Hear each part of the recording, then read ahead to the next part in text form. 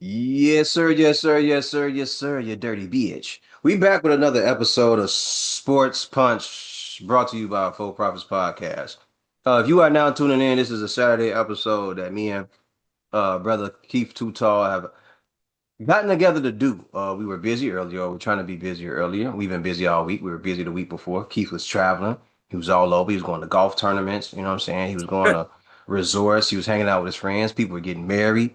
He was a stripper. He was a gigolo for the past couple of weeks. I'm a He had a little, gigolo, spitting lots uh, of dough. okay. There it is. Got You know, he was kicking it. He was out here having fun and making the best of his time and making the best of his life, like I asked him to do, like I would tell anybody else to do. Make the best of your time and make the best of your life. So here we are today with another episode of Sports Punch. Too tall, what it is, brother. been good, brother.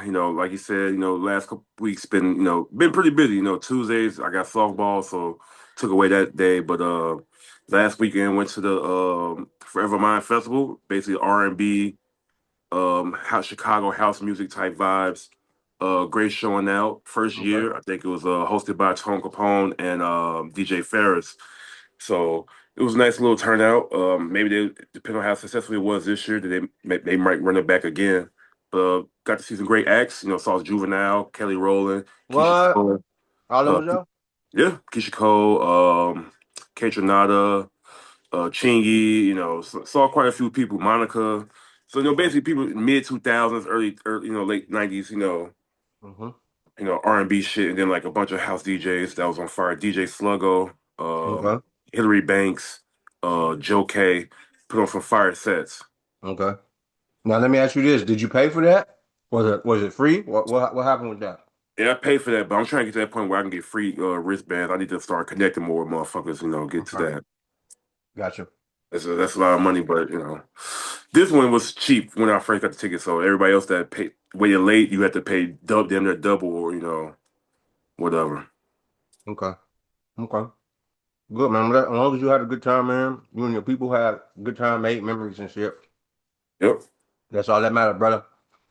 So So go you ahead, can't. let's kick that shit. Oh, and me myself, man, just Yeah. been working, having fun, trying out different places. Me, you, Mike, and Rocio hung out. Salute to Bernardo and condolences to his family and friends who lost a loved one. So I kicked it with you guys. I hung out with Mike a few days ago. Yeah. You know, we went and did Okay. sushi and beer and shit like that. And Nice. we watched the OKC game when they were at the Thunder. Yeah. I think they were just at the Spurs Spurs. just a couple days ago, and today they're gonna be at the Thunder. So me and Mike was at the last Thunder home. We was at the bar watching the last Thunder home game. I should say. I don't want to mess that up. So me and Mike kicked it for a little bit, um, and just working, man. Just trying to figure out my job and seeing what I want to do next while I'm there. You know what I mean? Yeah. But I can see right away it's not a good idea to get stagnant. You know what I'm saying? So That's good. like, yeah, life is good. So what we on? What we on? What we on? What we on, my G? Right, today, man, since we've been going for a minute, we Mm-hmm. didn't get to talk about the series of Chicago that happened a couple weeks ago. Mm-hmm. White Sox versus Cubs, 3 games up on the South Side at the rate. Uh, one of the best series because that weekend was like rivalry weekend for MLB. So basically, all the rivals went against each other that weekend, and I can definitely say the White Sox and Cubs series was probably the was no, it was the best series Okay. each game wise. Every game was high scoring, defensive, and like great pitching at times, but like very electric, very entertaining, and maybe a sign of times is turning for the White Sox and the Cubs as far as this series goes, as far as the rivalry goes, and how like they beat up on us last year, but this year with the first series in Chicago on the South Side, Mm-hmm. we made sure to beat up on them too. So shout out to the Sox. White Sox broke the Cubs 3 games. The Friday game, White Sox lost to the Cubs 5-10. It was a close game, and then about right the fifth, seventh inning, they started to bust it open on us. And all leading up to that, a couple weeks before all the months this season so far when it started, Cub fans been chirping. And I want to dispel this notion that a lot of people say Cubs don't worry about the Sox. Yes, the fuck y'all do. Every chance y'all get, I'm just trying to be a good Samaritan, living my life, walking through the halls or They whatever. be worried. Cubs be having, they be chirping at me. They be chirping at you Oh, we number one. We went to the playoffs. Where y'all at? All this good shit. Anytime the Sox are competitive or in good stand have a good standing record, Cubs fans are always worried. When Yeah, they're always in first place, that's when they really start chirping. When they really start chirping. Now, yeah, I just like for the city to be competitive, even though yeah, I say fuck the Cubs, because I'm from the South Side and I represent for the Sox. But you got South Side Cubs fans as well. yeah.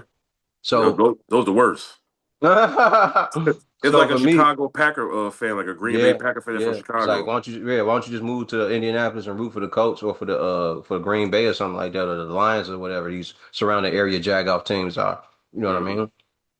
So for me, it's like I'm gonna always root for the Sox because that's where I grew up. That's where I started. That's where I got my start from.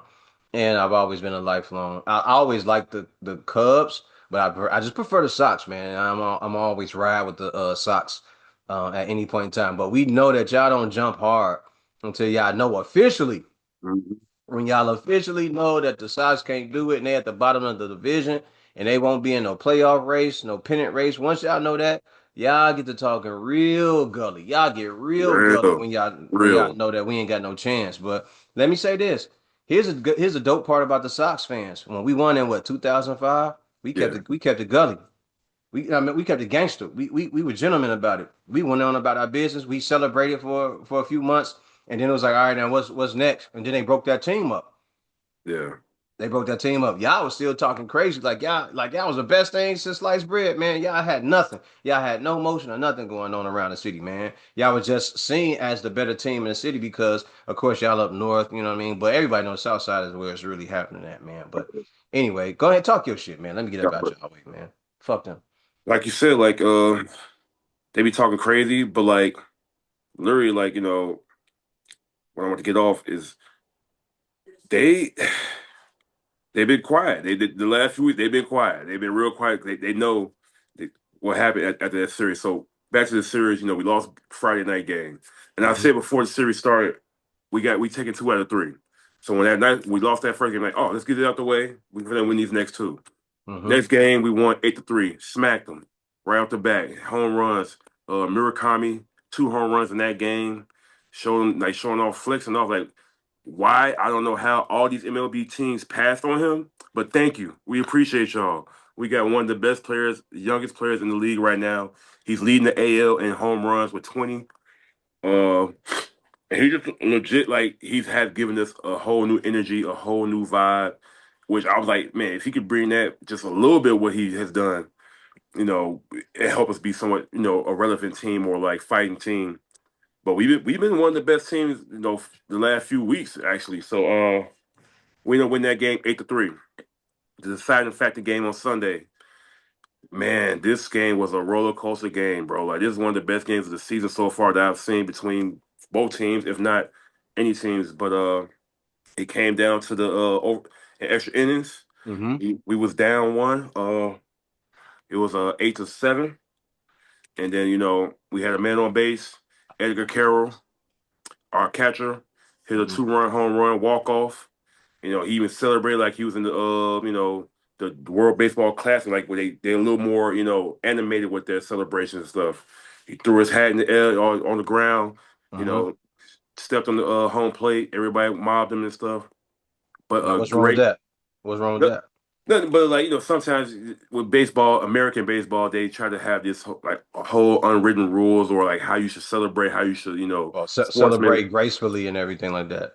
Exactly. Man, it's So. sports, so we being competitive. The whole point is to stomach. And anything that you do in this life, I don't understand that when they try to change these rules and shit. If I'm winning and I'm beating your ass, everybody is not gonna celebrate by being gracious and merciful and win and then get out the way. Some motherfuckers are gonna boast and brag because they are that good and they worked and they sacrificed to win in that very moment. So because we in that moment, I am going to celebrate the way that I feel that I have earned and I earned that, so I'm gonna celebrate the way I want to. And I don't understand why they get in the football players' way about them celebrating and the shit that they be doing out there Baseball, on the field. Man, on football, like let them do what also, they're yeah, gonna do. Let the football, let them do touchdown what they're gonna do. celebrations and You know, stuff. now some of the celebrations were a little over the top, but let these dudes celebrate, man. Let them do what they're gonna do. They out there celebrating, they out there enjoying themselves, out there having fun, and the game that they're playing at a high level and that they work so hard for. Let them do that. But back to what you're saying, man. Ooh, But yeah, that's the thing. Like, especially in baseball, is the mm-hmm. hardest sports. Like, for you to be successful is one of the hardest things. So when I do get a home run or a major hit that wins the game or just like changes the tone of the game, you should be Mm-hmm. able to celebrate however you want to. It's one of the hardest sports to play. And like with football, like that's a sport. That's a brutal sport. So I'm putting my body on the line. So when I do get a touchdown or a big game, Yeah, run, catch, yeah. I should be able to show off a When little I get a bit. tackle or a sack or whatever it is, anything. Yeah. If I hit this home run or I get this triple or this game time run or whatever it is, man. Oh, well, line drive catch, foul ball that keeps us from back up that gets us back on offense. Like hell yeah, I'm celebrating on that shit. Yeah, so I would like to see more celebration, more animation, more like more of your personality in these games, in baseball especially, and in any of these leagues. But back to what we were saying, like the Cubs not worried about the White Sox, or like no, they be saying they're not worried about us. Yes, the fuck y'all do. And here's the one story. So back to what you were saying, like in '05 when we won. Hmm. I don't remember us like talking about the Cubs. I just remember celebrating the White Sox win, just knowing we was champs, went on about our day, had the parade. I don't remember like really getting at Cubs fans like that. I mean, even though, but eventually when they, was getting back good, they was like, trying to talk shit. But we was like, when last time y'all won it? It's been over 100 years, and that was true. It was true. Y'all was the lovable losers. So it took y'all some years. We had to show y'all the way, but specifically around when 2016 came when they went to the World Series. I was there for Game 7. I was outside with my friends and at the bar watching the game, and I was like, it'd be crazy to see the Cubs actually pull this off. But they was playing against Cleveland. I'm not a big fan of Cleveland, so it was one of those like I don't want to root for them, but I don't really want to root for the Cubs. But I remember, watching that game and how it was going. They was about to lose that game.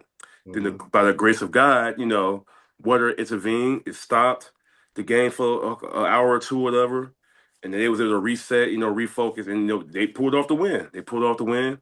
So right when they won the championship, went outside, ended up going to Wrigleyville, walking around. And one of the first things I see, and this is where I was like, I was gonna be cool with the Cubs fan, like, all right, y'all won, y'all good. It's we even now. We got the same amount of World Series. Yeah. What's the first thing I see out in the streets? Why they celebrating? Everybody celebrating, but I see about 4 or 5 Cubs fans literally stomping on the White Sox hat. So I'm like, oh, Oh, okay. y'all gonna go right to that, huh? So I'm like, oh, so that after that day, I was like, it's no mercy for Cub fans. I'm Yeah. on y'all ass every chance we get. So, and then like people try to like talk about like this is the first time like in years that the White Sox and Cubs been good at the same time. It's been meant something. Like people always skip past 2020, 21 when we was whooping on their ass, but they wasn't that good, I guess, supposedly. But this is a couple years after the championship, a few years after the championship. So this is they were supposed to be in the playoffs mix and all that stuff. But ever since that day when I saw them stepping on the Sox hat, I was like, you know what? I ain't letting up off y'all ass. So every chance we get, I'm sticking it to them. So after the walk-off win, the White Sox Hmm. won 9-8. And you could just tell it was like an emotional charge for both teams. Like it drained us in that game because the White Sox ended up losing that next series that they had against Seattle 2 out of 1. They lost 2 out of 1. But the Cubs, ever since they lost to us in that game, those 2 games, and plus those 2 games, they went on a 10-game losing streak. Mm. This year they had two separate 10-game win streaks. And that's Mm. all they kept saying. We got the most wins in the season, 10-game winning streak. We number one. Where y'all at? What y'all do? And right after they said that, boom, 10-game losing streak. All hell is broken loose. The pitching, the offense went, Right. silent. What happened to all this elite shit y'all was talking about? Exactly. And I was saying it sounded like to me, it looks like to me, the White Sox broke the Cubs in that moment, like for the moment. They went on that 10-game losing streak. I mean, Hmm. they won 2 games since then. They literally just ended that streak a couple days ago with 2-game wins. So it's like, hey, life comes at you fast, and be a little humble. Like, hey, like, yeah, Yeah. y'all have nice little first 2 months Be a starts to the little season. gracious out here, man, in the process of you getting your wins and celebrating. You know what I mean? It's still early on. Like the season has just gotten underway. How far are they into the season? A couple months? Since what, Yeah, May? it's April? yeah, they start March, like mid-March, then it's April, May. So it's 2.5 months in, about to be June. So, and it's And still early. It's y'all still got to early. November or October, man. Even October, if yeah. y'all even get there. It's, You and that understand? and that's what they kept telling us. Because like after we beat them, after our season on the South Side, all they were saying was like, "Oh, we'll see you in Wrigley in August." We'll say, like, "Okay, cool." And they kept saying like, we'll see y'all in August. Hopefully, y'all still will be there. We doubt it. Like y'all probably be out the playoff picture. Nah, dog. Y'all might be out to play our picture because like the division they're in is probably the toughest division because everybody is over 500 or like winning, like at least keeping our pace. So everybody in that division, Cincinnati, St. Louis, Milwaukee, Pittsburgh, and them are having a solid season right now. Pretty good seasons. They're winning, and like it's gonna come down to one of y'all have to slip up. Somebody, if one bad stretch of games like they just had, they went from first to fifth, worse. And now that they picked up those 2 wins, because it's so tight, they moved back to three. So they right Mm. in the middle. So like now, like we in the second, and our division is like low key bad. It's like we're number two, but like we're right behind Cleveland in the standings, like three games back. But like we just actually just beat the Minnesota Twins. So that's the thing. Like the next few weeks is like we playing like key division games. Like early this season, like a couple weeks ago, we actually swept the Kansas City Royals, Hmm. which is big. They've been whooping our ass the last 2, 3 seasons. Like I don't think it was a stretch where we didn't win like at all for a couple years against them. So for us to exercise that demon, sweep them, get them out the way. Minnesota Twins, who's been a problem in our back for a couple years too. They beat up on us last couple years.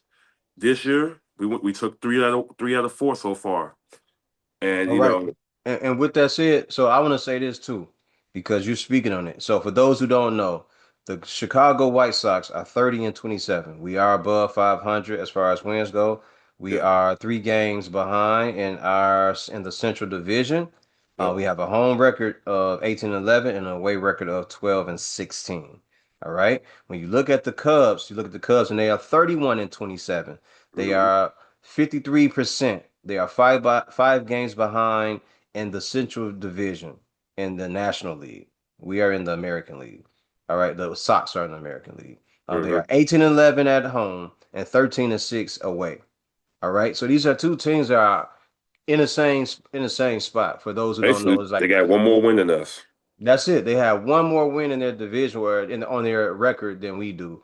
And that's it for them. It's not like they're doing it's not like the Cubs are doing so much better than us. They went on a 10 game winning losing streak that really didn't help them bolster their spot in that division. But since that point, they it's not like they're doing so much better than the Sox. And this is every time you see this, but I like it though. I think it's Yeah, great for competition. I just think yes. more Sox fans if you're gonna represent for the Sox, you're gonna say you're from the South Side, and then you hear and you know these conversations are happening. Get at them, man. When they start talking crazy like that, get at them. Don't let them escape. Think that it's okay to be talking crazy like that because what they think is that like we don't really represent on the South Side for the White Sox. But the other part of this, bro, that is partially fucking true. That the South Side don't be repping for the Sox like that, and it's evident when you go to the games and you sitting at the games and you look up and the seats are empty, man. It's not one of the best things to see when you there and you like, man, I'm about to go back to the bar and kick it at the bar with the homies because this ain't what I want to be here for, man. Like I want to be into the game, and the games do when the games get live, they do be live, but you like to see more people there and get a feel for it. I ain't lying though. I like the space in between the seats when there Yeah. ain't a bunch of people around me. I love that when people ain't around me. I don't mind that, but So to bring it, I'm glad you brought that up. everybody, man, come out to the Sox games. Represent for the South Side, West Side, East Side of Chicago, even the North Side. Represent. Like, come out, support your local team, man. Hey, thanks for the alley oop. Hmm. So, for real though, like, cause I'm glad you brought up the Sox attendance thing. So, like, I went to a game like a few weeks ago, like against Tampa Bay Rays, and yeah, it was a Wednesday night, early in the season, so it's still kind of like cold. It wasn't warm yet, and it's Tampa Bay Rays. Nobody really want to see Tampa Bay Rays, even though they're a really good team. It's just like they have like no household names or whatever. To want to go, people want to go actually go and watch this game on a Wednesday, Tuesday night, but. I like it, that I was able to have free range on the seating. Like, yeah, you can sit in your seat, but if it ain't packed, you You can can move move all on the way down to down the and first move row. around. Yep. So Yep. that's why I was like, okay, I like that part. And then with the wife said you can focus on the game, and we have the better food, better drinks and all that stuff. Like you can get comfortable and stuff. Hmm. But since we've been rolling, the stadium has been more packed. The other day on the Tuesday, Wednesday night, 20 some thousand people actually showed up. 19,000 people showed up.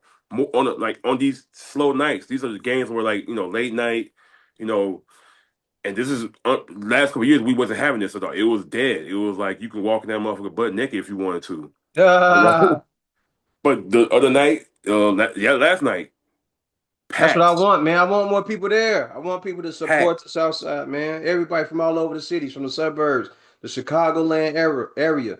Represent for the city, man. Come out to these Sox games. There's plenty of parking around the way.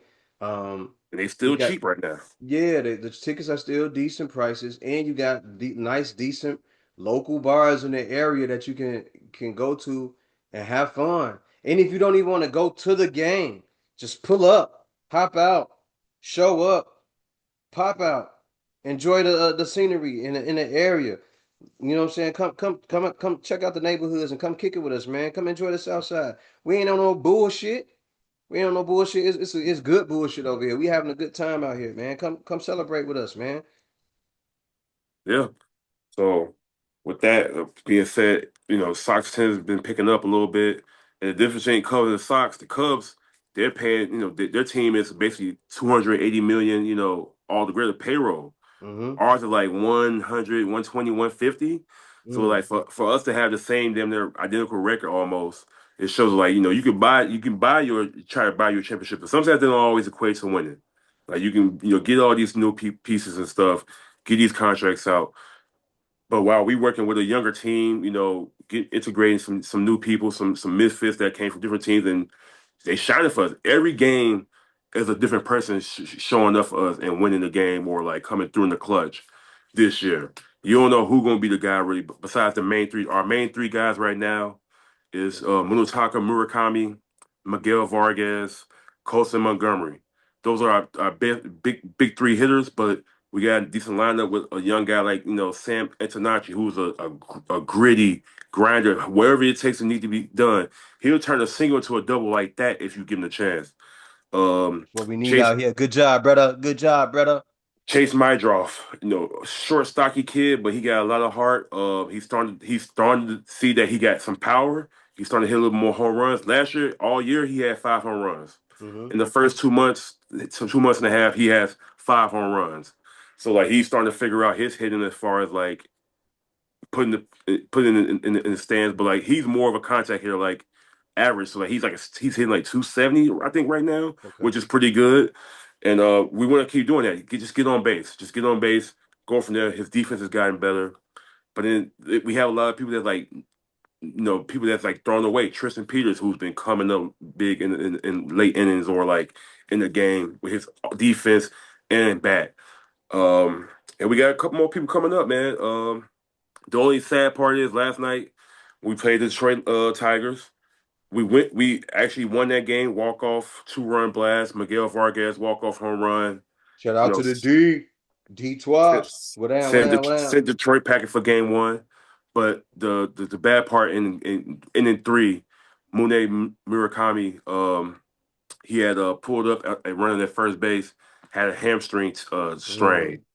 So which it sucks now because like he was a home run getter. He's like he brought in runs, but like he's going to be out supposedly for the next 4 to 6 weeks, which sucks because like that's a good chunk of the season. But also we was banking on hopefully having a White Sox representative in the All Star game. He was going to be that. He was Mm. definitely going to be that. So there's a chance he might miss the All Star game. But I'm just hoping that like he takes his time. don't rush this because hamstring is something that can come back and be nagging all year. Just Yeah. take your time, whatever it takes. If it takes a 4 or 6 weeks, man, for where you if I rather just you take the 4 or 6 weeks, Yes, sir. 4 or 6 weeks, and Then then rush come back. back and be good for the rest of the year. Then Yeah. take off 3 or 4, come back too early, and then re-injure it. So, Yes, sir. Do it the uh, right way. Do it the right way, Murakami, brother. speed recovery. Take your Hmm. time. You are a guy, man. You got it lit right now. Japan, we having a lot of eyes over in Japan. People watching our games, supporting our games online, social networks. Some of the most viewed, posts from the Sox is because of Murakami and like Japan's following. So we getting millions of followers, millions of likes, whatever Okay. views. Um, but man, White Sox, man, we doing good right now. It feels weird to say. It's like you waiting for it to like, is it a dream? Fall. Yeah. Are they gonna It's the fall bottom. apart? Yeah. When the bottom gonna fall out this bitch. You know what I mean? But the way they play, man, is like every game. Like they play the right way. They play tough. They play small ball. It ain't just. It was times where you just had to work. We had was a long ball. It was like either long ball or bust, home run Okay. or bust. We can score in many ways now. We can score with a bunt. We one of the most button teams, setting up the guy to move over to the next base or bring him home. Just getting on base. But it ain't just home runs. Like the motherfuckers hitting doubles, motherfuckers hitting triples, singles. We playing it the right way, man. And it's a question though. Like if by trade deadline, if we still where we at, if we right around 500 or over 500, still in the playoff picture. Especially right now, we have the final wild card position spot. So if we still in that area, Mm-hmm. it's like, do we ride with this team, see what this youth go, and see what they do this year, just see what happens, Mm-hmm. or do you try to trade some pieces to try to bring in some veteran guys or legit superstars to like take this If you team can over if the you could top. just get the guys to show up and be part of the team as is, then I prefer that. But Yeah, I wouldn't unless there are the pieces that you're trading away are pieces that we don't need right now. I wouldn't want to do that to mess up the chemistry of the team. Let's not lose anything that is a key piece exactly. to this team, and messes up the chemistry and the flow of what they have going on, and they can build on that and they can capitalize on it and make themselves better. Now, if you see something that's better out there that will improve the dynamics of this team, the chemistry, and the overall play and aesthetic of it, by all means, go out there and do it and make sure that and make sure that it works, make it work for them. But let's not just break up this team just because we feel like we can go get this piece over here or we can go get this piece over there. Let's make it make sense before we start doing all that. No, I agree. Like, because this team, like I said, I don't want to break up the chemistry. Let them grow together. And the thing is, these guys kind of was on the same AAA team the last year, couple years, like last year, and then like the Double A team. The Double A team won a championship a couple years ago. So Hmm. then those guys got graduated to AAA. AAA, they was actually a pretty solid team last year, offensively, like just making plays. And they something about them since they grew up together, like came in the system together, and now they graduate to the MLB. Don't break that up. And now we do have to. It's a good problem though, right? We have like certain players that plays the same position, but like that's where you can still adjust and like move them somewhere in another position in the field. So it's like it's a good position to be in. Like, and we have one of the best farm systems right now. So it's like I don't really want to give away too many of my prospects that could come up and No, just. sir. I No, mean, sir. they've shown this year like the reason why we're where we are right now is because those young guys came up and they proven it, and it's now Exactly. it's like instead of finding like 2 or 3 more people to like help out this team, you Hmm. probably just need one more. And like losing Murakami sucks, but like we just called up a guy who's actually one of the hottest hitters in AAA, Hmm. Jacob Gonzalez. Just the other day, I think he said he just hit a home run in the back-to-back games or whatever. He's been raking it, had 8 home runs in the last like couple weeks. So hopefully he can come in and don't drop off too much on the offense with us. But guys, you got to step up. I, I would say stick with this team. See where it go. If we stay in a hunt all season and then somehow some way found our way into a wild card, then great. Let's get Then the there. way Let's get there you got this this is the team right here. But also for sure. then in the off season, then we can like either sign someone instead of like trading away somebody. We can sign somebody like fill in a couple of holes here and there. Hmm. But we still got a couple of prospects that's supposed to come up that's probably legit. This guy Brandon Montgomery, black guy. He's fired. He's one of the best prospects. He moved up from Double A not too long ago, and he's been hitting every way he went. He's been hitting really really good. And shout out to Boston Red Sox because the one trade we made last year, we traded one of the best pitchers, Gary Crochet, that we had to the Boston Red Sox, and we ended up getting like Beautiful. four or five. We ended up getting like 4 or 5 people for him. We got Okay. Brady Montgomery, who's in AAA right now, tearing it up. Chase Meyerdorf, who's on the big league team right now. Okay. Who else we got? Kyle Till, but that's another thing. We don't even have Kyle Till, who's our starting catcher. He was a really good hitter, but also for a catcher, he's pretty fast. So he can run the bases, he can steal. But Mm-hmm.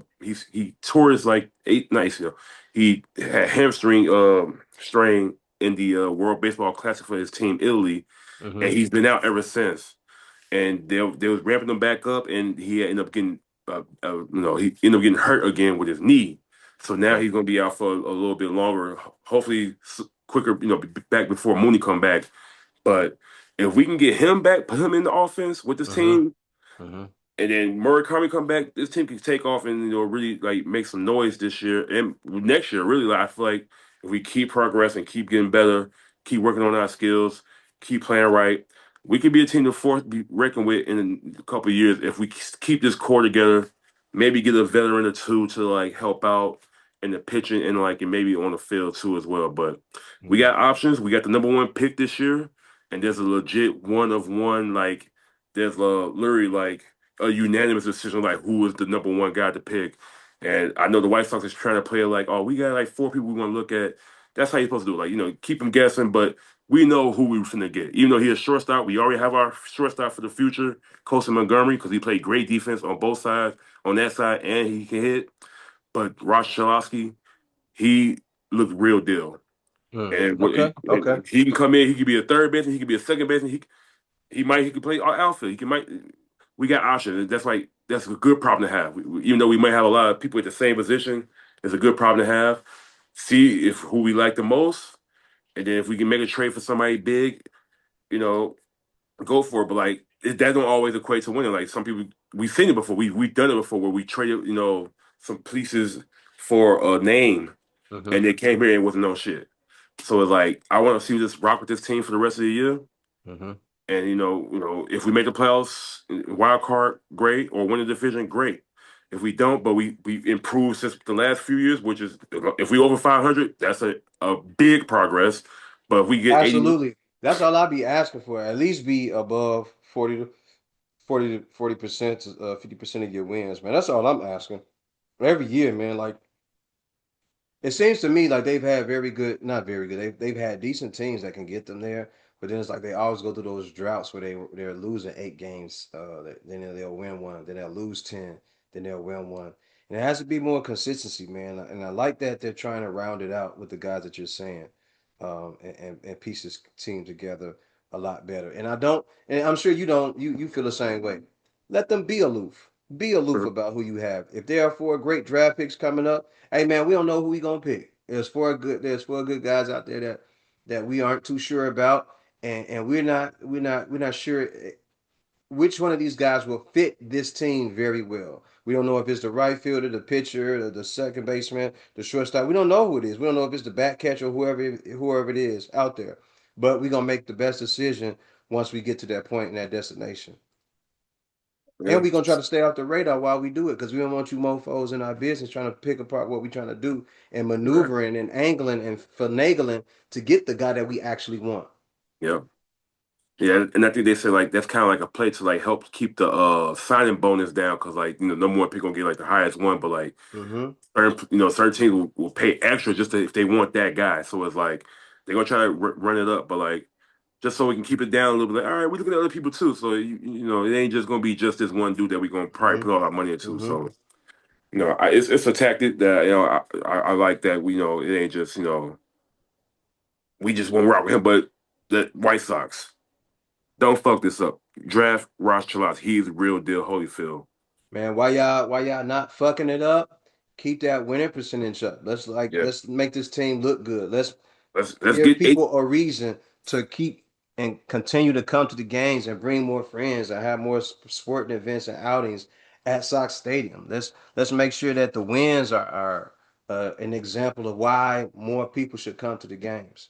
Because I want more people to come to the games, and I want to start going back to those games, and I want to go out there with Keith and a couple other people from whether it be work or in my personal and private life. I want those people, my homies, my homeboys, my homegirls. I want those people to come out to a game and put their gear on and represent. Even if it's some of these bum ass Cubs fans, I want y'all out there so y'all can talk y'all shit and we can all be there enjoying the games and be able to have fun and and and and be in the midst of the atmosphere and have fun, man. That's it. That's it. Yeah. So I'm loving this season so far. It's entertaining. It's actually watchable this year. So if you ever get catch some games on TV or online somewhere, check them out, man. They fun to watch. Everybody been saying we are a fun team to watch, make it interesting. Even people that's Cubs fan be like, you know, y'all Hmm. actually kind of interesting. So fuck the Cubs, go White Sox. We in this bitch. We in this bitch. Nah, Ah! But take no, that. Take but that. we gonna keep it humble. It ain't over. It's early still, so It anything can is. happen. It Anything is. can And we happen. know the bottom will fall out with the Sox tonight or today while they playing right now. And they're either up or down 2-0 in the current game that they're playing. So, what you thinking about these OKC Thunder and these San Antonio Spurs? Not just that, but the Eastern Conference Finals is, I mean, yeah, the Eastern Conference Finals is over. So I said after the when the Knicks beat the Hawks in game 6 by 50, and then they end up beating the 76ers and sweeping them, I was like, I think they figured it out. I think they flipped that switch. They figured out what works for them. They use a lot of playing point center. So it ain't just him just pulling up shooting threes and box. He actually running the offense a little bit with Jalen Brunson, giving them a different look. But I mean, I'm gonna give credit when credit due. I've been saying it all year. They've been finals or bust. But I did say that you hired the black version of Tom Thibodeau, You did say that. Mike Brown. But I did say Mike Brown, he can get you to the finals, but can he win it? He's done it with LeBron, got him to the finals, but couldn't win it. And Um, LeBron didn't know how to win it either. exactly. So is this one of those like is he learning from all his not mistakes, but like just from the years of him being coach and what happened in Sacramento when he actually brought them back to the playoff relevancy? But then the next year they was kind of mid, not that great. Ended up Mm-hmm. firing him. So it's one of those redemptions where like Knicks is really balling, man. Like Jalen Brunson is the head of the snake with that team. Then you got Cat, OG Anunoby, Josh Hart. They got a nice little. Like, they loaded. Josh Hart is They the got a engine on good that depth. team. So it Yeah. just will they show up and be that team? But it really depends on which team they get. If they get OKC or if they get the Spurs. But yeah, man, the Knicks been sitting. They've been waiting, which is Who crazy. would have thought at this point we would be looking back and going, the Knicks would be here and James Harden, and because we got to go back just a little bit, right? Because we haven't done these podcasts and haven't been able to Yeah, talk yeah, about it. James Harden didn't show up in this series. yeah. For Oh, four yeah, games, James Harden was out, and even though they kept saying he was his rate was 31, he was above 31 or whatever it was. Please a plus 31. Man, get that bullshit out of here. Plus 31, I mean, to me means 31 points. Okay, the assist point, the rebounds, all that stuff, that's fine. But he did not show up, and no matter how you look at it, we saw the evidence of him not being involved and making these guys better and being able to produce at a high clip. Even if it was James Harden going for 22 points, 10 rebounds, 22 points, 5 rebounds, and 12 assists, that's all I was asking for. yeah, And I think everybody else would have said the same thing. This man wasn't even averaging that high of assisting a clip of in assists. Like we didn't really see anything from James Harden. So is this a point where now people are just going to say when it really does come to rising to the occasion, James Harden really doesn't fit the bill. Like it will they start saying that now? And not necessarily us, because I already feel how I feel about James Harden. I think he's one of the greatest offensive talents that there is. But overall, when it comes to fitting that role, I don't know, man. I don't think he's that guy when you need him clutch in those type of situations. yeah. No, I mean, they did get to the conference finals this year, but like when they needed him the most this year in that series against the New York, he folded, and he kept turning the ball over. And that not only kept turning the ball over, he kept getting beat on defense. Like they just kept blowing past him, boom, boom. And it's not all the way on him. you need your help defense, your team defense got to be better. If you know he's not a great defender, you got to be able Mm-hmm.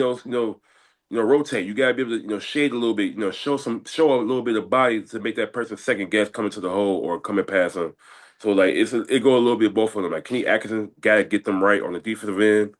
And I think I saw a thing where they said they actually going to probably extend James Harden. I'm like, man, if he get an extension again, oh my God, he's the finesse of the NBA of all time. So like, just finding the bag at the right time when he gets to a new team or when he gets traded somewhere. So it's like, I'm not mad at the game. I'm not mad at the player. I mean, gotta be mad at the game. The way he's able to find a way to move around and still get an extension. He played good enough to where he get an extension from that team. He making more money, money, which I don't blame them. Take all the money you can from these billionaires because they got it. So, James, Which I they do, mean, but him showing up was not the thing, man. yeah, So for this series, James Harden, in the regular season, he averaged 23 points, 4 rebounds, and 8 assists for the season. uh-huh. That was for the season, right? Let me see if I can find out what he did in a series. But New York, man, they've been I don't know if it'll show me by the series because it doesn't look like it's gonna allow me to they do that. should have they might have like at least a playoffs That's what I'm trying to average. go by. I'm trying to go by Maybe, just that maybe specifically. not necessarily the series itself, but depending on where you're looking though too. But yeah, man, Cleveland though you might have to tinker a little bit with that lineup a little bit. I feel like they was a really balanced, good team, but it's just like I think this wasn't tough enough as compared to like Detroit or New York. James, you gotta step up. It can't just be Spider, but also Spider, he gotta be more aggressive when he needs, in clutch part of the games. Sometimes he might fade away because he'll have a great first half and then kind of like slow down a little bit, or have a slow first half and then get it going. But you need a full 48-minute, four quarter, you know, you know, greatness. I mean, not every game gonna be like that, but like you gotta have some type of imprint on the game too. But Which he also, did not. James Harden didn't really show up much for that series, and that's shocking. I don't think. I think for certain other people, they're going, well, that's what we expected from James Harden. We expected him to play like that. yeah, so I mean, you gotta give some of this to Spider too. Like, I mean, you got the gift on the offensive Ooh, side to be ooh, one of the you low because key could that's be one true of the best too. players. That's true So it's too. like, Spider didn't really do, and I was expecting more 30-point games from him throughout the course of the series. Because if you're looking at James Harden, he's like, oh, you're not going. All right, so I'm gonna be on offense, and you have to be the point guard now. Since you're not since you're not gonna do that, and you understand where I like the ball and what I like to do with the ball, you got to be the point guard and get the two big men. And you got to make sure that Evan Mobley and Jared Allen look good. And yeah, then when they not looking good or it becomes tough for you to do your move, I'm just shooting a pill. Like I'm flat out shooting a pill every time down court. yeah, So be ready. I don't know what that conversation was like. I don't know what they talked about. I don't know what they did to speak to each other in that manner, but it don't seem like nothing happened to make sure that they were effective in getting that game plan going and representing for each other. So yeah. It's really the just support another cast. season. You I, yeah, I feel like the it's supporting cast got always. to come through. Like Jared Allen, you gotta get stronger. Like we know you lanky, we know you can alley oop, make some defensive plays, but you gotta get stronger, dog. You gotta get stronger down in the low post. Evan Mobley. You're too big, you're too skilled to be like, be fading away, having like 10, 8, 9 points in a game or 13, not have that impact. You should be out here. I feel like you should be averaging at least two blocks a game, about 8 to 10 rebounds a game. And then at bare minimum, I want to say 20, but like you could do 18, to 20 points per game, if not more. I was expecting 15 to 20 points from each one of them. That's what I was expecting, brother. Hey, I'm Yeah, gonna step away and grab some water real quick. You can go ahead and keep talking about that, or go to your topic of the more topics, more discussion about the Knicks or the current series. But I just want to step away and get some water. You dig? yeah, yeah. But yeah, man. What's good, chat? It's been a minute, y'all. What's been going on? Well, I know it's been a while. Sorry, we've been missing the last week and a half, but like I said, we had some shit going on. But we back. Try to get this back consistently enough. But Yeah, man, Knicks look legit. I think they figured it out and they could ball out. I think should be a good series. If hopefully they can show up and whoever they play in the West, they can give them some go. I think we'll see what Mike Brown and them do, man. It's I think the NBA needs this. I think the NBA would love to see a New York team be good and actually win a championship. It's been what since 1977 or something like that. So, and then 27 years since the, last time they've been to the finals. So, which I'm mad 'cause, like the Bulls, how do we let them get to the finals twice and we ain't been in one since? We've been to the conference finals, but we ain't been to the finals yet. So we'll see how that go. All right. Yes, sir. Yes, sir. Yes, sir. We are back with Full Profits Podcast. This is Sports Punch. Ladies and gentlemen, we are hoping you enjoying your Saturday afternoon. Hope you enjoy your Saturday evening and the rest of your weekend. What we on to now? What we talking about? What we talking about? But let's before we get to the finals, let's talk about Game 7, Spurs OKC. We got a lot to talk about. The One, monster. let's make our just decisions now. Who you got win Game 7 tonight? Yep. Yep. Yep. Yeah. That's how you know because his team is OKC low key. It's SGA and them boys. Yep. But he know it's a good chance It's a they might guy. lose tonight. There is a guy out there on the court that's causing my team, the OKC Thunder, a lot of problems, dude. Like he really is out here being a wrecking ball and standing in people's way. And like I was listening to, well, not like I was, as I'm listening to the different things that's being said about Wemby. Oh man, he tough, he long. Like he's a good decision maker. He's great on he's light on his feet. He's great on the defensive end and the offensive end. He really wants it. He really wants to go out there and compete at a very high level. All these things about him are true. The alien, the big unicorn, not just unicorn, but big unicorn. Big prime, big Optimus Prime, whatever they out there calling this dude. You know what I mean? Like he is literally in everybody's fucking way when they drive the ball. You can't do nothing without going to the cup and Wemby being in your way. There's no way around what he is. And that's a 7 foot tall dude who, if he jumps, he's 10 or 11 feet tall. So every shot that you take, you have to adjust it. You have to put it up Man, 11 and a half, 12 feet tall to get it up over him. yeah, So, and then he goes out there and he averages 20 something points a game and he'll give you 10, 12, 15 rebounds, um, depending on how you guys are reading him. Like he has the capability to do all this. But with all that said,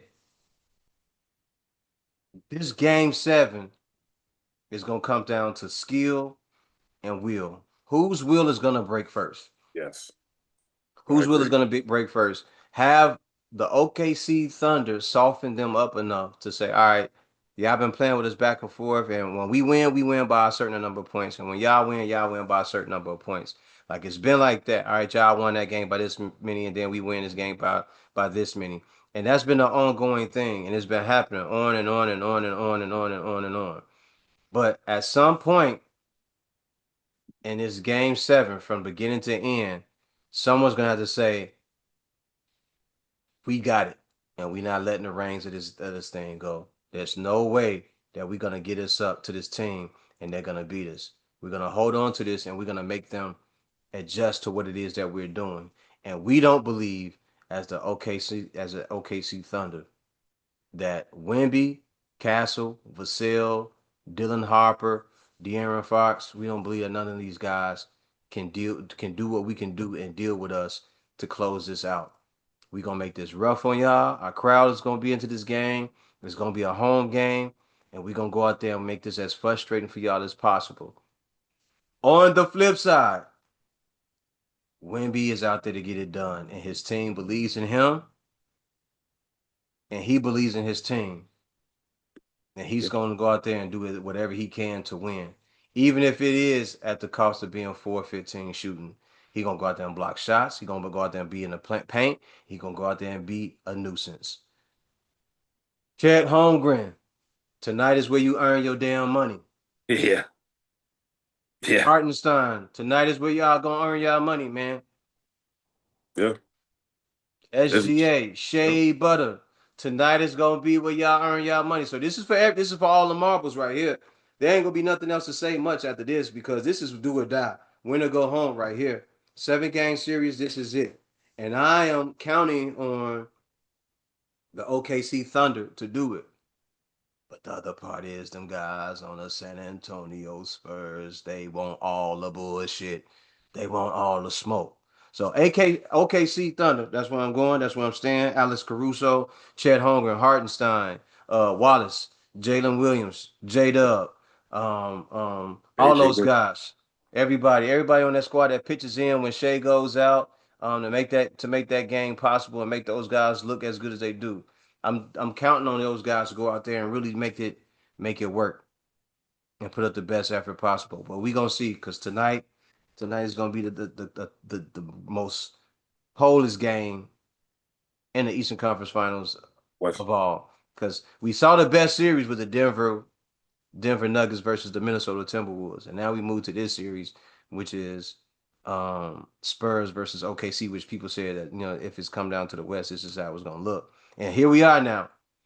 Man, this NBA playoffs has been awesome, and I love it, bro. So, who you got? What's your pick? Is it a I don't. blowout? I can't believe I'm saying it, but I'm rocking with the Spurs. I've been saying it all series, and I'm like not if mad at that. I'm not I mad was at that. I was mad when the Spurs got the #1 pick from Wemby. I'm like, oh man, they just got back irrelevant. Like I mean, like they already won. I was mad when they was champions back then. I rocked with Tony Parker, Tim Duncan, Manu Mm-hmm. Ginobili, and all them. I just thought they was like playing Jane team, but like they played the game the right way, so I couldn't be mad at that. But man, Wemby make it hard for you to root against him. Like yeah, people say he a freshman, but like he black, but like. Man, fuck He, all that. Bro but can he hoop. but he can hoop, but he take this shit seriously. Like amongst his other peers, he probably at his age, he take this shit more seriously than them. Like the way he lived his life, he kind of went like over the all season. He was like on some visiting the monks and stuff, trying to get that type of energy, that vibe. And then he also went to go see Kevin Garnett so he can have that Yes, sir. dual, like Yes, sir. The yin literally and yang. zen and yeah, exactly, and then the yin and yang, the zen, and then Mm-hmm. the crazy aggressive, Mm-hmm. He like want I that need that. chaos in that order. Yeah. Yes, yes, that's what's called Yeah. chaos and order. Yes, yes, Yeah. yes. So he's that smart to know like he gotta have that in his game. He can't Mm-hmm. bullshit. I mean, shit, he knocked somebody out with an elbow last series. I mean, last series before, and then I don't know if you saw in the end of game. I want to say five when they lost to OKC, and like the supporting cast was going crazy. Jerry McCain was going crazy. That kind of got him the win, the 3 pointers. And I don't know if you saw the video where he was like he walked up to what's my man's name? Plumlee, Mason Plumlee, and Bismack Biyombo. He told him, "Hey, knock these niggas out. Like knock that tit talking ass nigga with the nails on with the bitch ass nigga. Knock him down. Knock They his was like, ass out. bing, Yeah. bing. Like send a message. Yeah. You, We it not can't be playing. it can't be women that gotta be the goon. He Mm-mm. got to send those goons, and that's what Mm-mm. they shook It him up can't be like, all right, like that. Look, if they gonna win, they gonna have to win, and they gonna have to beat us convincingly, and they gonna have to beat the dog out of us. And I like that. Beat me. Beat me or just shut the fuck up. Because if I get a chance to get in here and I get a chance to go at you and I get a chance to get off another 20-point run on my own or with my teammates, we are doing that. And we gonna look at you in your face because y'all was over there doing all that TikTok shit and doing all of y'all dances and everything. And it's just like any other top player in the league or any other sport, and they see you doing that. We don't want that. We don't want to see you doing that. Don't be doing none of that shit until the game is over and y'all got the win in the bag and then it's over with and y'all going to y'all locker room, y'all celebrating at the post game conference. We don't want to see that shit until then. And even then I don't want to see it. I don't want to see nobody sending me pictures or videos of y'all celebrating in y'all locker room or whatever it is. Cause I'm at y'all last. And I like that about Wimby. And I like that he keeping them on edge and he keeping them high strong on and he on that good bullshit. He want to be competitive and he want yep, to win. And he want to he want all the smoke. He want to take on the best guys. Like I love that, bro. And this game's gonna come down to him either owning the game or Shea owning the game, bro. Whose team can manage and put the impress and push their will on the other team. That's what this is gonna come down to, bro. yeah, yeah. Because like I've been seeing with how the Spurs defend SGA. Hmm. Because Hartenstein is not much of a offensive threat, Wemby can sag off of him a little bit and get in A that lot. paint. So when every time SGA come past his player or defender, boom, Wemby right there, or Mhm. Cornette right there, or any of the big guys that's like that can. switch off. That's not that Spain, Champagne and all of them. Like, so they make it tough for SGA to get his shit off. Like, that's probably been the best defense I've seen all year from like how to treat SGA in that OKC team. Caruso has been stepping up bigger. Caruso has been hitting big shots, Yeah. making big defensive plays, bringing that energy that they need to stay in this series right now. So they Hartenstein got surprised me with that floater that he was throwing up over Wimby too, man. I was like, he had to whoa. figure it out. At some point, he had to figure that out because, like, if you want Yeah, to score, you gotta be able to, like you said, adjust, float. yeah. Put that Draw ball his over bitch his head. ass out. That's listen. You got to treat him like he gonna treat you. Hey, I'm gonna give you 15 feet because I don't believe that you can score. And now that Yeah, they see that just shot going in, all right, now we gotta do something about this. Chad Holmgren with your olive oil looking ass. All right, you got the commercials, you got the shoes and everything. You out there looking like um a a, a zebra with some. I mean, not a zebra. You out there looking like a motherfucking giraffe in a zoo in a jersey. All right, now go out here and goddamn put some points up, man. I mean, like a, Make Wemby step out. I mean, like an Armenian giraffe and shit. That's crazy. Man, don't he, man? He look like an Armenian giraffe and all that shit. Like, step out and do something, man. Motherfuckers need you to step up. And if it ain't gonna be y'all two, the brothers on the perimeter, y'all got to make shots. Y'all Yeah, got to make shots. And if y'all not making shots, y'all got to drive the ball. I know y'all want to kick that bitch out, but it's gonna be hard to kick the ball out when you drive into the bucket. The motherfucker is 11 feet tall. By the time he open up his arms and he spread his arms out, and then he start covering space and he start stretching out to wherever you throw the ball because he can read you. Y'all gonna have to do a better job. Y'all have to come up with a better game plan because just standing around not doing nothing ain't gonna help. Y'all did it one game when I told y'all drive the ball into Wimby. Just drive it into him. Y'all ain't necessarily got to make the play, but get some body contact with Wimby. Get some body contact. You know what I mean? Like help make him adjust to y'all. Get some shit going to the cup. Don't be afraid of dude. And if I was Hartenstein, man, I'll be bumping into him too. Man, you bigger than yeah, that, man. You bigger than that, man. He's still a little boy compared to you.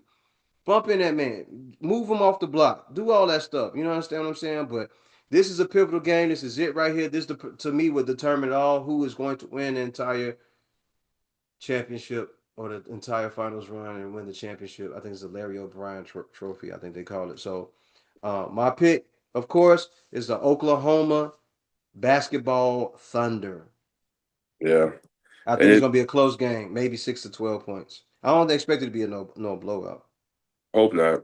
But this is where this is OKC, but usually the home team, the supporting cast play a lot better. So it's like this is where the Spurs got to lock in, like keep these guys like Caruso, AJ Mitchell, Mm-hmm. Lou Dort. Mm-hmm. They I think I saw a notification saying that Jalen Williams would not play tonight. Which is So fine. they're gonna miss him. That's a big key. He came back last game off the bench, but it wasn't. He had the same effectiveness. So Mm-mm. like it might hurt them not having Jalen Williams be able to slow down a couple of these guys. But that's a 20-point score right there that you It losing. is. So It is. SGA, like you said, SGA check going to have to step it up. But he been in and out the whole season, right? He been injured in and out of the season, right? Yeah, so like they come accustomed to like playing without him, but like Yeah. it helps to have him too. Like if you want to get to Hell that yeah. next back to the finals and win it, you're gonna want to have him. But Hell yeah. But that shows how good the team deep is, how deep this team is, how good they are that they can, withstand without him, stay in without him. So we'll Yeah. see, man. That should be a good game. I think it's gonna And be, the other one, they're still saying that on another news, on another player, Mitchell Robinson, they said he had a broke pinky, but they said he will be eligible to oh yeah, play once the playoffs not the playoffs once the finals start. You know, it's a pinky. You're gonna gauze it up. You're gonna put the soft cast on it, then probably a hard cast. You're just gonna try to protect the finger as much as possible and make sure that you put that what you call a stent around it and keep it straight or whatever you're supposed to do. Make sure that it get the proper treatment. And he's just gonna go out there and try to play. Now the only thing is gripping that ball. You like to collect that ball with the whole. As far as I was told, you collect the ball with all the fingers, right? But you want to be able to cuff that motherfucker, and you're gonna be with one less finger. So we'll see what happens with it when the finals start. But I think it'll be an interesting thing for them as they get ready to get prepared for that, and they find out what team that they are going to play heading into the finals and the championship. So yeah. When I um, when I saw that he had like a pinky, I was like, boy, if you don't tape that motherfucker like Dennis Rodman, yeah, put them bitches together, wrap that bitch yeah, up. Yeah, That's all you need, man. You need emotional figures anyway, but like yeah. wrap that up, you'll be straight. It's the You'll finals, be all dog. right. This is do or die time. You want to win a Yep, championship or not? yep. It's not a promise you'll be back here next year. Ask That's it. ask Indiana, ask Boston, ask these other teams that You're not promised to make it back there. So everybody that's a basketball player, and y'all know that already. Ain't nobody got to tell y'all that shit. Like y'all get one chance at this bitch, man. It's hard to repeat. It's hard to repeat. yeah. So unless it was like a ligament or like a knee thing or an ankle thing, Achilles Mm-hmm. thing, everything else like if it's a finger, look, hey, Mm-hmm. get wrap that shit up, call it a day, get back in there. You That's got it. especially with if any team that's coming out the West, you gonna need Mitchell Robinson off the You gonna need bench. him. You And gonna need him. Cat Yep. gonna need some relief. So and some extra body. So like a big body. So you're gonna need that. So he can't fold this time. Yeah. So but yeah, I got Spurs. Should be interesting. But before we get that, like the finals talk right now, like everybody's talking about how like it's starting to be plain obvious how the refs are calling the games for the OKC Thunder, man. It's been a lot of flopping. I Mm. thought it was just SGA, but the whole team flopping. I call them They flop didn't join city. in. Yeah, I they've don't know been if you joining saw in. some They've of the been plays. joining in. I don't know if you saw some of the plays where like literally this dude tried to set a pick and he flopped. He fell like he got bumped, but dude didn't even touch him. Harrison Barnes didn't even touch him. Every time SGA shoots down there, he's falling for no reason. Like nobody even touched. He just slipping, just falling, sliding. And it's getting to the point. It's getting frustrating. It's like, man, like not only you flopping, they fouling crazy and not getting called. Wimby, I've seen so many times where they grabbing Wimby whole arm, but he's able to still get a rebound because he's like just so long. But like the way they defended him and just like making them work for it, and then like if you blow your breath on or even barely touch him, they call a foul. So it's like it's just showing like ever since the betting became a thing in sports, it took away from the integrity for me a little bit. Like you don't know It did, what which I said what would happen. what these refs are really on, or like what the league wants to have. Mm-hmm. Um, it's been kind of like you don't know what's going on with that. But like these calls that these refs are not calling for OKC or calling against the Spurs. Come on, man, you gotta make it both ways at least, You're gonna have to, and especially let them tonight. play. Especially tonight, because this is it right here. Right. If right, and that's the thing. We're gonna see the beginning of the game. Like, are they gonna let them play, or are they gonna take control of the game by making the calls early? So like, all right, this ain't gonna be no This out is of why control. this is why I say refs are like kids. They should be seen and not heard. You know what I mean?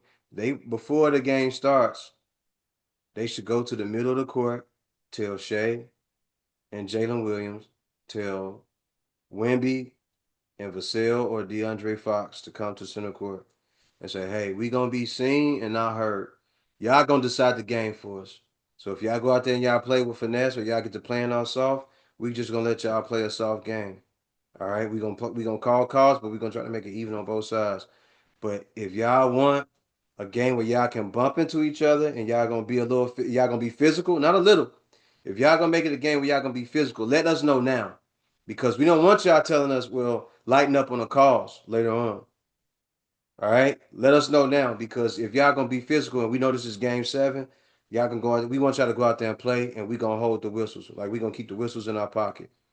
Yeah, Like we gonna ignore our whistles. So we gonna let y'all decide the game.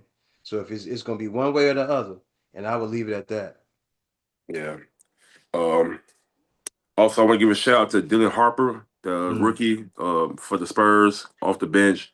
For a rookie, he's playing very poised, yes, and sir. he's got that lucky lefty vibe. So it's like when he pull up, usually I feel good about him shooting it, but like he's been stepping up, man, coming off that bench, and he gonna be potentially starter for them next year, depending on how they shake the rest of his team out and how the season goes. Yeah, Um, yeah. I mean, And this is why, along with that, Ron Harper Jr. is Dylan Harper's brother, who played for yeah, the Boston Celtics, and that is also these are both the sons of Ron Harper Sr., who was a championship winner with the Chicago Basketball Bulls. yep, and like LA Lakers that 1 year. Oh yeah, he did run with the Lakers. Goddamn, you Ron Harper, you son of a b. Him and Horace went to LA. Did you Went hear through with that the conversation that the only reason Ron Harper ended up there was because they couldn't get Scottie Pippen? Scottie Pippen was actually supposed to go to the Lakers. yeah, Um, but he ended up choosing to yeah, I was watching the Jailblazer stuff, and they was like he was saying he was really wanted to go to L.A. with Phil, but then somehow, some way, Portland was able to convince him to come to Portland, basically. Trailblazers coming to Portland. I forgot. I watched Jailblazers or whatever they called that, or Untold, right? And they Yeah, said the guy, the owner or the GM told Scotty, "Are you sure you want to go to the Lakers and win with Shaq and Kobe and Phil?" And it'll be like them saying to you all over again, "Never in your career have you ever been able to win with one of those two of those guys. Are you sure you want that?" yeah. So yeah, And they I'm said pretty that sure. hit his whoever the guy who was a general manager of the team at the time. He said, if I couldn't get that to work, then I knew that that was it. But he hit his Yeah, ego and pride. For those who don't understand what that is, he touched that man ego and pride, and he made him reconsider everything at that point in time. So yeah. boom, he got what he was looking for. Man, Son of a beast thing. think about it. Would you rather live in L.A. or would you rather live in Portland, Oregon? But in that sense, like I do think that helped his legacy a little bit more. Like, all right, you show that you could take a team to the conference finals without Mike, and you could help develop, with Rasheed, my boy Bonzi Wells, Damon Stoudemire, and all of them. So like, Here's it the just thing, though. and they almost beat the Lakers though. They almost beat the Lakers that series. So They it's did. like They if did. it wasn't for some nefarious calls or refereeing and just certain plays going, because if I remember correctly, they was up big against the Lakers in game 6 or 7, and then everything just fell apart. So But here's my thinking. Even if you went to LA and people said that about you, you could always say, them motherfuckers didn't win nothing without me. I was there. yeah, I was there when they won. So yeah. what the fuck are y'all talking about? Just like I They was there got them. when Jordan won. Exactly. I was there. I was one of them pieces that helped them win them fucking rings. Yeah, And that because dude played on his ego and pride, he forgot that winning was a big thing. And hey, guess what, Scotty? Because your name been in so much turmoil, Michael Jordan and Phil Jackson wouldn't have won without you. You understand that, right? Like they don't win no championships without Scottie Pippen. That's the legacy. The three of y'all, the triangle offense. That's y'all. That's y'all and Tex Winter. You understand? Like we don't get no champion. No Chicago Bulls don't get no championships without y'all coming together to do that.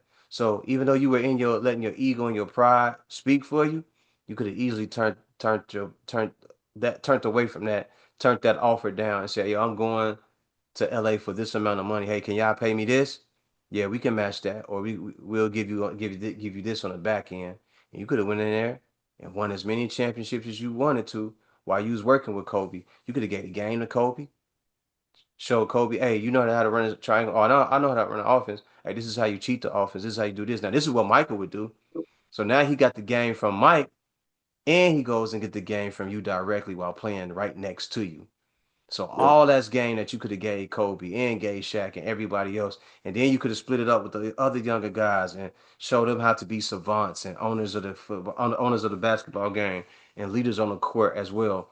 And that would have been all because of Scottie Pippen, not because of no funky ass general manager telling you that you could never do it without Phil. You never did it without Mike. Well, guess what? They never did it without me either. And you could have just left it at that and still been that guy. And nobody would have said nothing about it. But that's a great it's a great documentary on Netflix. It's called Untold, one of the Untold stories. The Jailblazers, I think that's what it's called, Untold, the yeah. Jailblazers or whatever. But it's a dope story, a dope documentary. I enjoyed it. Yes, it did. Yeah, definitely a good documentary. Um, Also with the finals, with potential matchups of either Knicks versus Thunder and also Knicks versus Spurs. Uh, I'm gonna just get on with this. If we end up getting Spurs versus Knicks, this will be a 27-year anniversary, or rematch because they in 1999, Mm, the year after the Bulls won the last championship, the Spurs won their first championship. Well, not was it the first official championship, but that like the was first the one. first ship. That was when they had the asterisk because it was a shortened season. Remember that season was Yes. like 50 It was games. yeah, it was a lockout season, Yeah. yes. Yeah. So and this would be the Spurs beating the Knicks and Latrell Sprewell, Larry Johnson, Allen Allen Houston, Houston, Marcus Camby. Charlie Ward, Marcus Camby, Was Marcus and Camby on there, or did they play Marcus Camby in no, like the playoffs? Marcus Camby was on there because Patrick Ewing was hurt that year. So Marcus Camby ended up becoming the starting center and like Gotcha. became that's when he became Marcus Camby really to me. Oh, because he dunked on somebody. He dunked on somebody real crazy one of them games. Yeah, salute to Yeah, Marcus Camby, man. Yeah, that was a hell of a uh-oh, my man's went out. But that was a hell of a time as well, even though the playoffs were shortened whatever. None of the playoffs were season. Yeah, shortened, but the season was shortened due to whatever they had going on at that time. The players the lockout. It was an NBA lockout. The guys were saying they didn't yeah. like the way the deals were CBA. structured. Yeah, so they said they weren't going to play, and they didn't. They decided they weren't going to play. So boom. But that would be the anniversary of that. But either way it goes, if it's the Spurs or OKC Thunder, you still stand with your team like I am. Yeah. Before, like what I saw what the Knicks just did, because like think about it, the Knicks just swept the second round and third round and beating these teams bad, down bad. Damn. And part of me were like, yeah, I think they might like try to figure something out. But when it comes to the Spurs, I don't know if they got they kind of can have solutions for Wemby, but Here's the okay, thing between about it though. Even though I got the OKC Thunder, the Knicks ain't no bitches. Like that's why I'm like they they ain't no big. grinders, bro. Yeah, Thibodeau he got grinders over there. he made them Even grinders though for sure. yeah, even though they're playing with Mike, what's his Like name? Brian, Mike Wilson, Mike Brian, Brown. Mike Brown is he's a good coach. Um he got grinders. They got guys on that team. And Shamit all of a sudden started showing up. And all these yes. different guys inside OG Ananobi, even though he was already there, he started showing up a little bit more. Like they got guys that can go out there and work and That's play. and it also the thing is they actually this is the difference I'm seeing with Mike Brown and Tom Thibodeau. He playing more of his bench. He letting Alvarado be the guy that he is known to be a defensive Grand Theft pest. Alvarado. Grand Theft, like just literally just be a pest. You got OG, being an offensive scorer and like rebounder, defender, one of the better defenders on the team. Josh Hart, one of the better defenders on the team. Mitch Robinson come off the bench to give Cat some time off, and still have a big body down there. Hmm. You got some other guys that's come off the bench and they actually coming off the bench and make an impact of the game. That's the thing. Thibodeau was always stubborn with his lineup. He really only played 7 to 8 guys in the playoffs That's it. and running them 40 minutes in the game, 48 minutes, and kind Hmm. of running them Burn them down. out. Yeah. So with Burn this, them out. that's why in the finals now, like they able to give Jalen Brunson some time off. Shamit coming off the bench scoring, McBride, the backups, like they able to do their job and make it look good. So, Yep. And but set still those have that guys up and Tom let those Thibodeau guys. grind and defense. Yeah, And yeah. So it sets those guys up when you move Jalen Brunson out of the lineup and he goes take a rest, right? Jalen Brunson goes and take a rest, and then Cat goes and take a rest, and now you got these guys. They either go in there and play small ball, so now you got them getting up and down the court, or they're shooting 3 pointers, and you can't keep up with them. But they will play defense on you and play full court defense on you and make it hard for you as well. So what do you do in that situation? So whoever it is that the Knicks end up playing in the finals, like this is going to be some great basketball as well. Salute to the NBA and all the teams that went to the finals and the current teams that are, excuse me, that are involved right now. Man, this has been a hell of a year, a hell of a playoff series, playoff sequence as far as NBA playoffs, finals, semifinals, conference finals goes. I've been loving it all the way through, man. I'm loving it. what's working for New York, I think, is like not only that you got Josh Hart, Jalen Brunson, and Mikal Bridges who went to they won together in college. So they have that chemistry and pedigree. Like, all right, we won together. We know how to take what it takes to win. But Carlton Towns, this will be his third. Well, this was his third conference finals out of 4 years. He had went two back to back with Knicks and then one with Minnesota the year before he came to New York. Mm-hmm. This is where he gotta take it. Like, all right, I made it to the finals finally. I've been here 3, 4 times this deep and finally made it to Mm-hmm. the finals. I gotta go all out and get this win. I gotta Got to, prove cat. motherfuckers wrong. You got I got to. especially like the way how he started off when in Minnesota and had that whole Jimmy Butler thing. They called him soft. He ain't no Mm-hmm. winner. All that good stuff, Yep. bro. And you doing it for your city. Like you doing it for your city that you from. Like this is where Big you Bodega gotta. Cat. Bodega Cat. Yeah. So I think this is the most important series for the one player. It would be for him. He got to take reins and be aggressive when Jalen's not getting it going, or you see that the offense is not running the way you want. Because OKC gonna make it tough for you. Wemby and the Spurs gonna make it tough. So you gotta match them fire for fire. You gotta be able to be on point. You every game you get you can't All the you way through, brother. and this is it. Like you gotta put it all on the line. There's no tomorrow. There is no next round. This is it. So There is no saving do it now. nothing. You got to go out there and you got to ball your ass off. But this You know, because what if they this is lose gonna be this? good though. What if they lose this? What are they gonna do to help this team to take it to the next step? I mean, you go get LeBron maybe or like somebody another star or whatever. Giannis. Know what you gonna do? Which is possible, but you might have to sacrifice that team to get this done too. So do it now. Like you got all these players, from other teams, Hmm.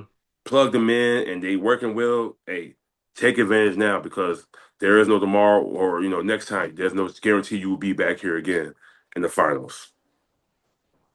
So There it is. There it is, bro. Like you don't know when the next time you gonna get back there. So Uh, this has been, like I said, this has been a very interesting series, a very interesting conference finals, semi conference finals, Eastern Conference Finals, Conference Finals.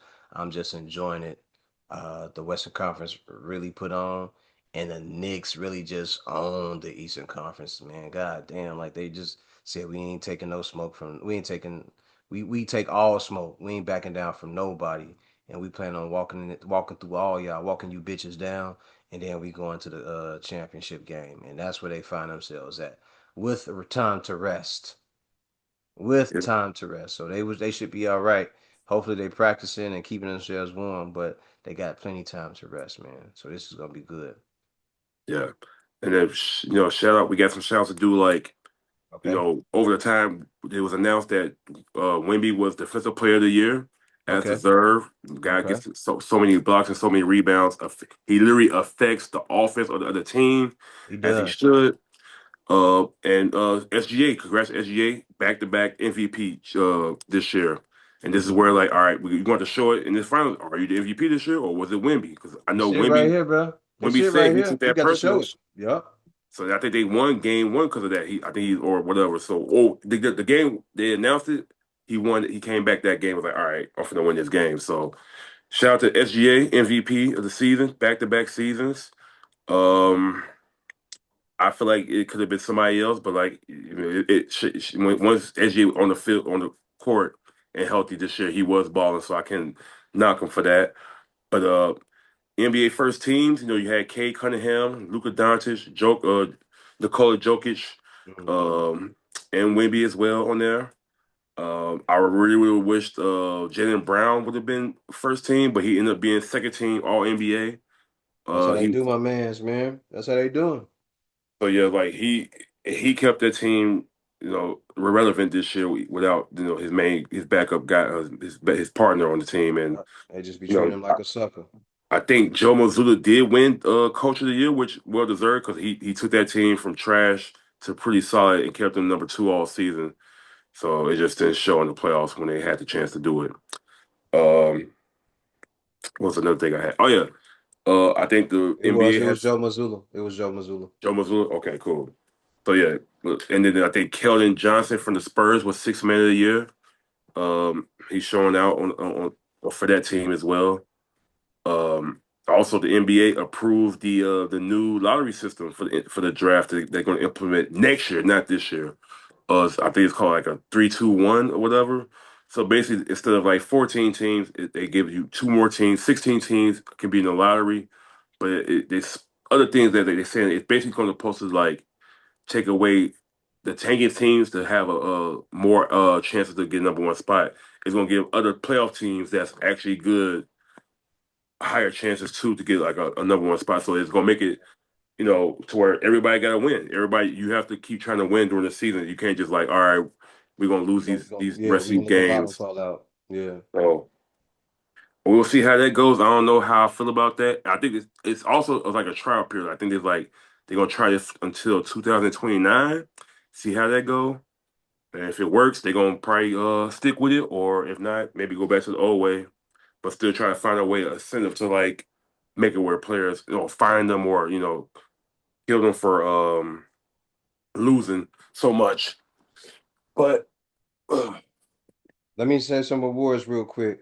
So the 2025-2026 NBA award winners are MVP. and or clutch player, Shea Gilgeous-Alexander. Defensive Player of the Year, Victor Wembanyama.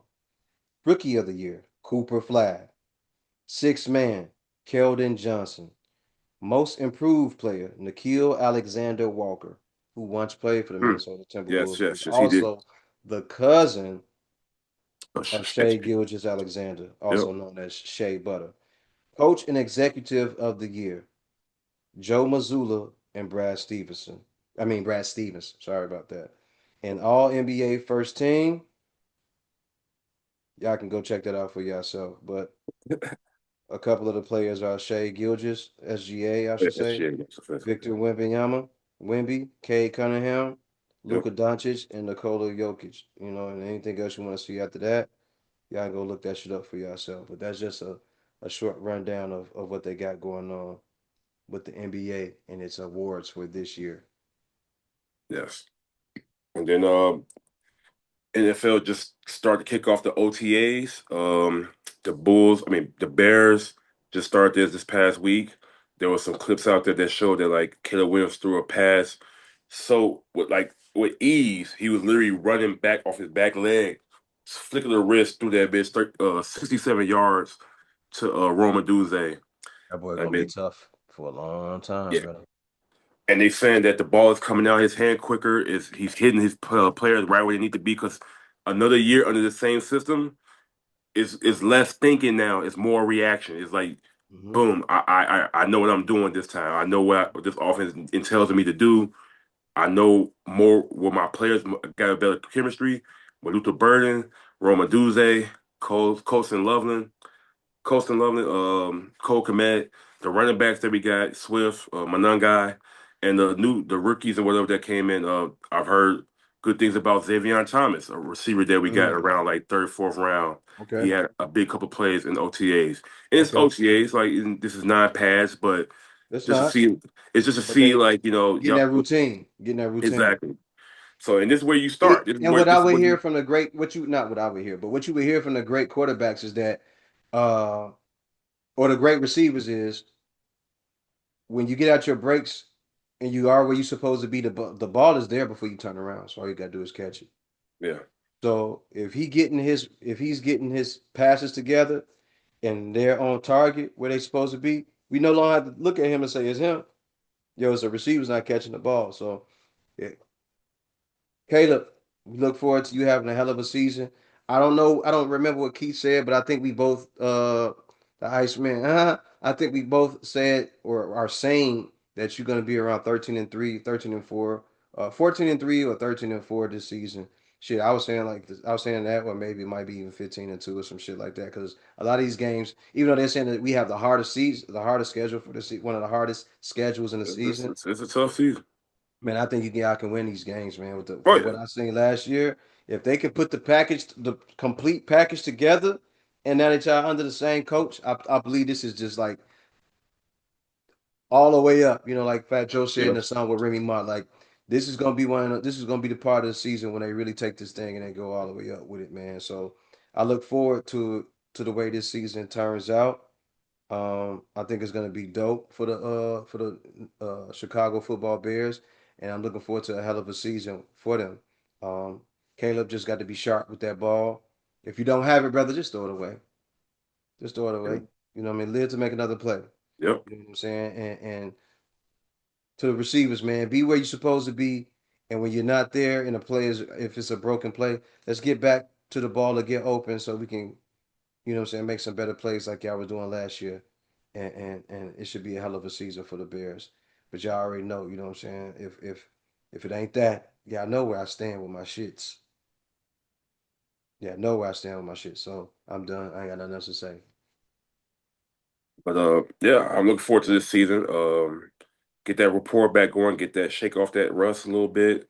Hmm. But I think we're gonna be straight too. It's gonna be a tough season, but like a lot of games last year, we was down and we came back. Uh, if we could hone in our offense, if Hmm. Caleb can make those easy plays, boom, right there. And that's another they talked about like his passing rating. It was lower than what they wanted to be, but a lot of that was not just him. It was like him. okay, not making the play like overthrown or underthrown, but Mm, a lot of catches was not caught or dropped.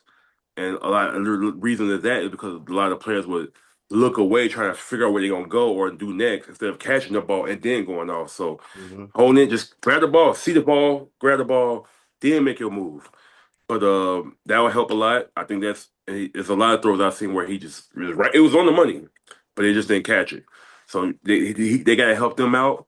hmm Um, Defensively, I mean, it looked like we shored up the linebacker and secondary up with the rookie that we got and Kobe Bryant from Seattle Seahawks, one of the best safeties in the league.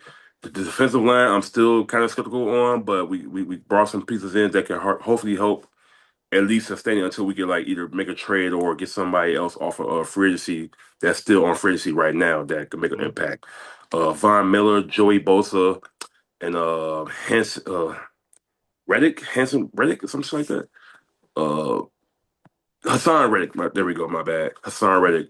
So maybe one of those players can come through and help him out and on that defensive end. But I believe in Austin Booker. I think he's gonna take that next jump, that next step this year. Montez Sweat had 10 sacks last year. If he just keep doing what he do, he could be impactful. So I look forward to this season. I look forward to some other teams. I think Cincinnati Bengals gonna make some noise again. I think they finally healthy again. It's all dependent on Joe Burrow being healthy. But they actually That's it. invested. They actually invested into their defense this year, so they should be better defensively this year. And then if you just have a healthy Joe Burrow, you have a good shot making the playoffs and going deep. Yeah, I agree. I agree because they still got Chase and they still got Higgins over there, right? Yeah, yeah. Yeah, so it's gonna be hell over there. It's gonna be hell. It's gonna be hell over there trying to keep up with those guys. But it just goes back to what you just said because I'll just be repeating it. So I'll just leave it at that. But Joe Burrow, you got to be healthy, dog. You got to be healthy for that team to be successful, man. And that defense got to be right. Yeah. I'm excited to see what the Ravens do, even though I don't know what Ty Monkey gonna do for Lamar. But if he's a defensive guru like they say he is, that defense should be better this year than they was last year. Um, I still wish they would get him some help on the offensive end. Like I love Zay Flowers, but Too like small. they need another guy. They need somebody else. They need a big receiver that can really They burn they the middle of the lost field. they lost Isaiah Likely, so it's like you lost your backup tight end that was really They good. lost Isaiah Likely, bro. Oh Yeah, he my went to New York God. Giants. He That with made John them Harbaugh in New York. so much better as a New York Football Giants.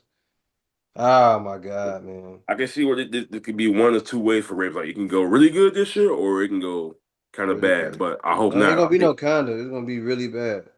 yeah. Because you're talking So about losing a weapon that you had and you didn't utilize him enough. And now you don't have nobody to replace him. And now the guys that you do have, one of them, Mark Andrews, is probably gonna be hurt. You know what I mean? getting older. So So we yeah. we we don't know what that's gonna look like, but Lamar, my big boy, big trust out here for sure. But I big trust, big trust. hope you got them hope they supply you with the right resource and the team to help y'all become good. Yes, Um sir. I don't see the Pittsburgh Steelers making it back to the playoffs, so somebody going to the team that wasn't a playoff team last year is going to be one of them teams. I think is like going to be Ravens or Cincinnati. Okay. All right. And on NFC side, it's going to be tough, man. You still got us. I mean, you got the Seahawks. Even though they lost a good portion of that team that won it last year, and it's tough to win it back to back years. You got LA Rams. They just re-signed your boy Matt Yeah, Stafford with to an 50 extension million. for 4 more years. Yeah. They look And like they could do. I think I know what that is. And me and you talked about that. You said, yo, I think Matt not coming back. I said, no, that's just Matt saying, hey, I'm not gonna be here for that much longer. So while I am here, get somebody in here under me that can get some of this football knowledge and learn this game while I am here. So when I leave, y'all not left out in the cold and y'all not left with nobody. I don't want to leave y'all out here broken with nobody out here on this team to lead the team and be the quarterback. So they went and drafted at the number 12 spot, the number 13 spot. They went and drafted Ty Simpson, and they have a good quarterback that they believe that he can carry the load. So you Yeah, got this summer and possibly next summer and maybe another summer after that to learn under Matt Stafford, who says Yeah, he's ready to play and go back out there on the field and win some more. So while he's there, you learn a game from him. You sweep up all the knowledge that you can from this dude, learn everything you can, and boom, when he's done, that's the end of it. Matt gone. You the next guy up. You man up. Do what you're supposed to do, and everything could be a success. You know what I mean? I don't see it. I don't see it being, bro. I don't see it any being any other way. For this team right now, I don't see it being any other way. I like the way they did that. I like them going out and getting a guy that could directly learn from Matthew Stafford, one of the best quarterbacks the game has ever had, and you see the game from his angle, and you get to learn from him and apply what your skill set to what he's doing and win at a high clip. And then they'll be able to structure that team for going forward around you. So you got to, bro. He got what, a year, maybe a year and a half to learn under Matt before yeah. the team is turned over to him. I think that's good enough time. Hell, if Matt Oh yeah, stays for 2 years and then in the second year he take a back seat to dude, that's yeah, still good. That's still good yeah. learning for him. Ain't nothing wrong with that. Yeah, I feel like if you can get a full year, like just watching, especially a great quarterback like Matt, that's going to pay dividend for Ty Simpson. But if you get 2 years, it's even better. Then you could be like an Aaron Rodgers or a Jordan Love or like these guys that sat behind great players, and then became boom took off. That's why I was like sometimes I wish they would have did that for Justin Fields or somebody else like key players. That it helped Pat Mahomes. He didn't play a game all season to the week 17 to to try it out, and then next Alex season he Smith came got back, hurt early. boom, 50 touchdowns, killing niggas. Yeah, and no one was expecting this guy to come in and do what he did as a player. But Pat Mahomes came in, he did what he had to do as a quarterback and as someone no one had ever seen in the league. So he had the upper hand going into that season. Um, to be ahead of everybody, to be ahead of the curve. And then after that, everybody just had to learn this game because now they had tape on them. But Pat Mahomes, may your recovery be successful. May your faculties, may you come back to complete strength and be able to go out here and ball the hell out again. I'd love to see you back and perform at a high level as always. I ain't no hater toward nobody, bro. I want to see all the best guys go out there and play and rumble and mix it Yeah, up and make the game as fun as they can. I love that shit. I love that shit. Truly do. true. Yeah. Anything else before we get up out of here, brother? I'm good. That's it. First episode back. And I think we did a good job on that one. So I'm straight right now. That's all I got. All right, ladies and gentlemen, as always, you know how this goes when I say it. Scotty. That's the boss, Michael. Scotty. Kobe, get the fuck out the way. Right, Give me that's the Kobe ball. right there. That's Kobe. Scotty. That was Phil letting them know. Run that defense, man. All Yeah. right.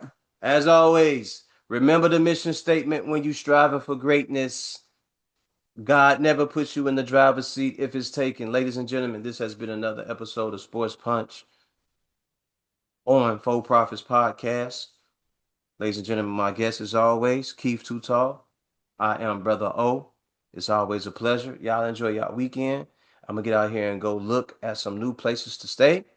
And I hope you all, I don't hope nothing. I wish everybody the best. May you strive for all the things that you plan on doing in life. May you move with purpose and intention. God bless and have a good day. Keith Too Tall, a pleasure as always, my brother. Yes, Until next sir. time. Same. Until next time, brother. Yep.